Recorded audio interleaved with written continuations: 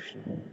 तो भक्ति के प्रगति में एक बहुत बड़ा बाधा है जिसको अनर्थ कहते हैं। अनर्थ का अर्थ होता है कि जो वास्तविक में प्रार्थनीय नहीं है या फिर फेवरेबल नहीं है। जो अर्थ नहीं है वो अनर्थ है।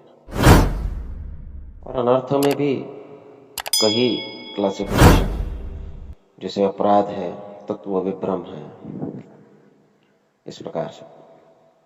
तो अपराधों में भी कई अपराध है, जैसे हम नाम अपराध का उच्चारण करते हैं तो नाम अपराध है, जीव अपराध है, वैष्णव अपराध है, धाम अपराध है, सेवा अपराध है।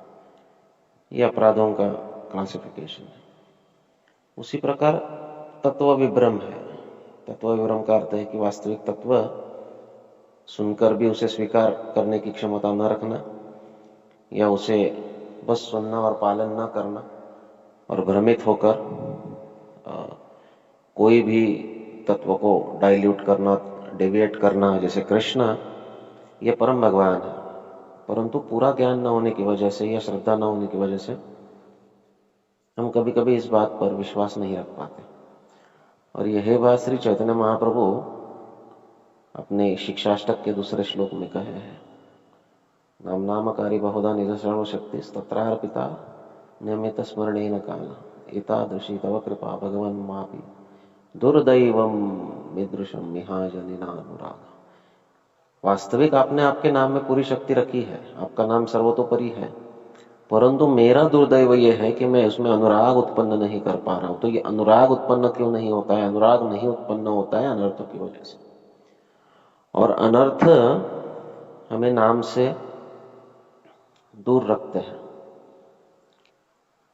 तो ऐसा साधकों का अनुभव है कि उनको अगर नाम में रुचि भी है, वो ठीक ठीक नाम कर भी रहे हैं, तो एक समय के पश्चात वो रुचि कम हो जाती है। इसके कई कारण हैं।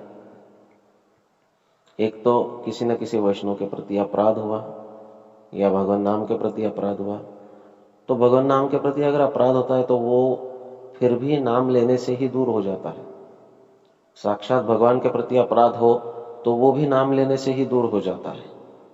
परंतु किसी वैष्णव के प्रति अपराध हो तो वो आप चाहे कितना भी नाम लेने का प्रयास करो, आप नाम ले ही नहीं पाओगे, तो वो अपराध दूर होना बहुत मुश्किल होता है। और इसलिए वैष्णव अपराध ये सबसे खतरनाक अपराध है। इसी के साथ ये तत्व विभ्रम जो है ये भी उत्पन्न होता है जब हम किसी वैष्णव के प्रति अपराध करते हैं।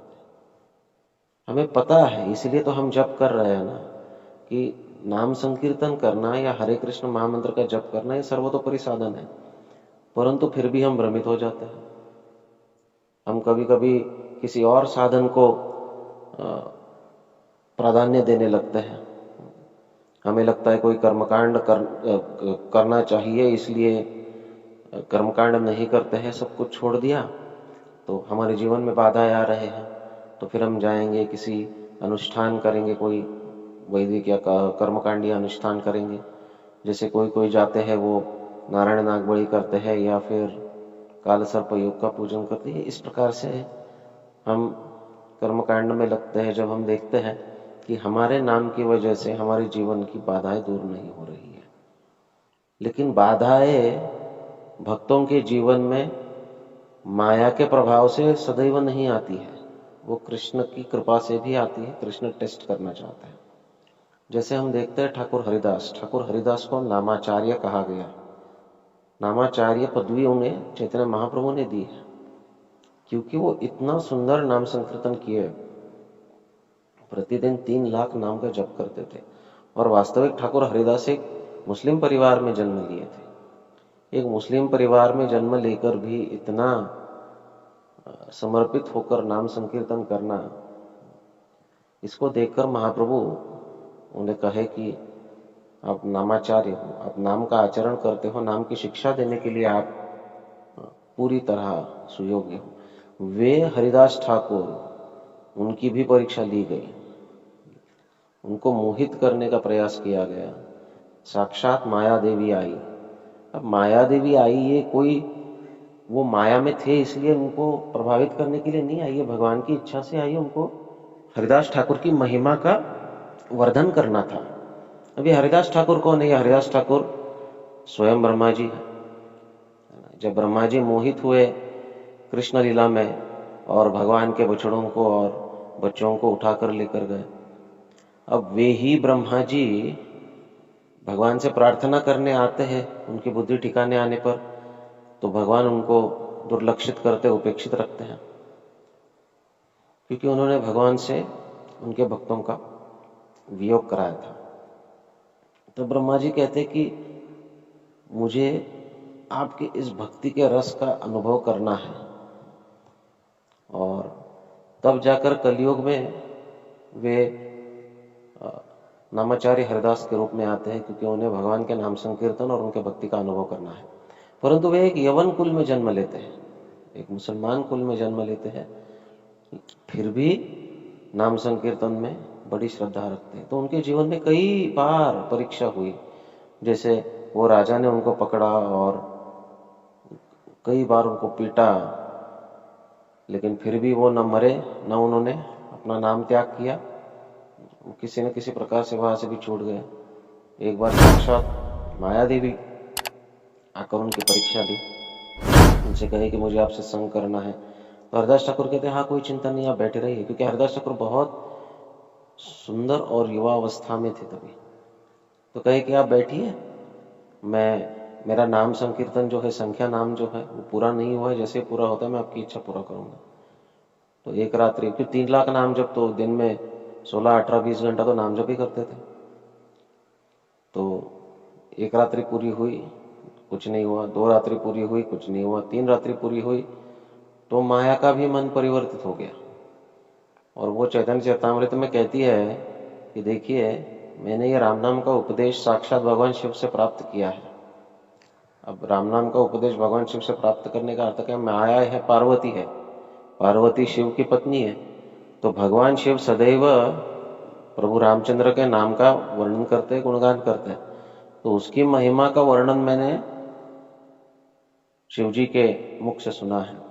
लेकिन आप जो कृष्ण नाम का उच्चारण कर रहे हो, हरे कृष्ण कृष्ण कृष्ण हरि हरि, हरे राम राम राम हरे, ये मुझे और ज्यादा आनंद दे रहा है। वैसे नाम राम और कृष्ण में अंतर नहीं है, दोनों का केवल रोल अलग है। तो कहती है कि राम नाम ये तारक नाम है, लेकिन कृष्ण नाम ये पारक नाम है। इसका अर्थ है कि ये प्रेम देने वाला नाम है। तो मुझे इतना मेरे हृदय प्रभावित हुआ है कि अब मैं आपसे संग नहीं चाहती हूँ, लेकिन मैं आपसे दीक्षा चाहती हूँ, आप मुझे कृपा करके कृष्ण नाम में दीक्षित करिए। तो हरिदास ठाकुर माया को दीक्षित करते और कहते हैं कि इस नाम का उच्चारण आप कीजिए। तो ये प्रभाव है भगवान के नाम का, और शुद्ध रूप से जो नाम लेने की चेष्टा करता है। अब हर कोई हरिदास ठाकुर नहीं हो सकता है, हर कोई एकांत में रहकर जप नहीं कर सकता है। इसलिए इस स्तर तक आने के लिए और स्वयं को अपराधों से संरक्षित रखने के लिए महाप्रभु एक उपाय बताते हैं, और वह कहते हैं कि हमें हमेशा हमारी कोमल श्रद्धा को, कोमल भक्ति को अगर प्रोटेक्ट करना है तो भक्तों के संग में रहना होगा। और ये बहुत सुंदर उदाहरण चैतन्य चरितामृत में दिया गया। ये एक वेली की तरह है, भक्ति एक वेली की तरह है, बहुत कोमल है। वो बढ़ते बढ़ते जाएगी, ऊपर जाती है ना वेली आधार लेकर, वो बढ़ते बढ़ते जाएगी और कृष्ण के चरण तक गोलोक में जाएगी। परंतु बीच में कई बाधाएं आएगी। कभी अपराध का पागल हाथी आकर उसको ध्वस्त कर लेगा, उसे सिंचन नहीं मिलेगा तो वो सूख जाएगी। ऐसे कई बाधाएं आ सकती है उसके जीवन में। तो तब महाप्रभु कहते हैं कि इसको संरक्षित करना चाहिए भक्तों के संग से, उपदेश प्राप्त करके, और इसको सिंचन करते रहना चाहिए। और सिंचन क्या है? श्रवण और कीर्तन। श्रवण और कीर्तन सदैव करते हुए, हमारे हृदय को शुद्ध रखते हुए भगवान के नाम का जप करना चाहिए।